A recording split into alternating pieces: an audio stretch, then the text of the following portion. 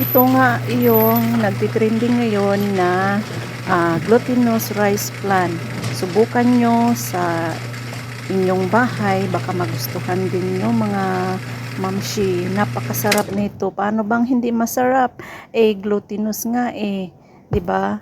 O, 'di ba? Unang gagawin natin ay magkakaramelize tayo ng asukal sa lanyera, at pagkatapos isa-isa nating lagyan ng asukal ang ating mga lanyera, kung ilang lanyera ang magagawa. Tapos isit aside lang natin at gagawa na tayo ng ating glutinous rice. Maglalagay lang tayo ng 2 cup ng gata ng niyog, evaporated milk, isang can, at ating gatas, yung ating matamis na gatas. Lagyan lang natin ng baking powder. Ayan, at saka tunawin natin. At saka dito natin ilagay ang ating glutinous flour na 2 cup. At saka natin haluin. Ayan.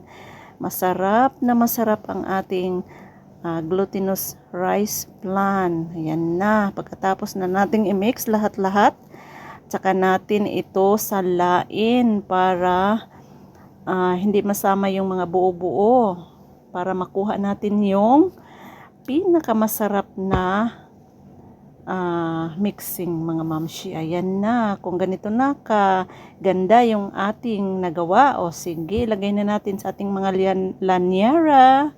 Ayan. O, tapos na. Nakagawa tayo ng 4 na lanyera sa ating 2 cup na rice flour, glutinous rice flour. Ayan, natapos na. At saka natin ito balutin, takpan ng foil para hindi mag-steam, hindi tumulo yung tubig sa loob ng ating flan. At saka natin ngayon ilagay ang ating ginawa. Tsaka initin, hayaan natin ng 30 to 40 minutes. O, ayan na. Tapos na, luto na mga mamshi. O, 'di ba? O, pag wala nang dumikit diyan sa ating tester, ibig sabihin luto na siya.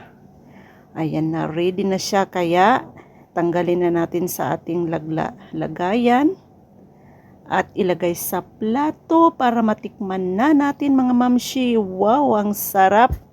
O, 'di ba? Yummy, naglalaway tuloy ako. O, ano pang hinihintay nyo? Try it na!